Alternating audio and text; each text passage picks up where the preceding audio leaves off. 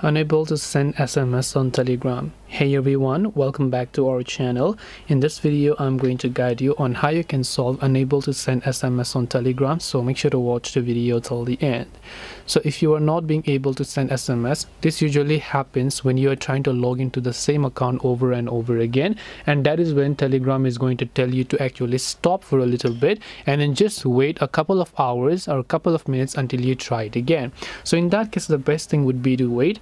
The other thing you want to do is, if you're still not being able to send messages or not get the verification code, long press the Telegram app icon and tap the I button here. Then you're gonna come to app info page where you have to simply go to storage, clear cache, and also make sure to clear the data. Once you have done that, that should definitely help you solve the problem, and also try using a VPN if it doesn't help. Hope this video helps you.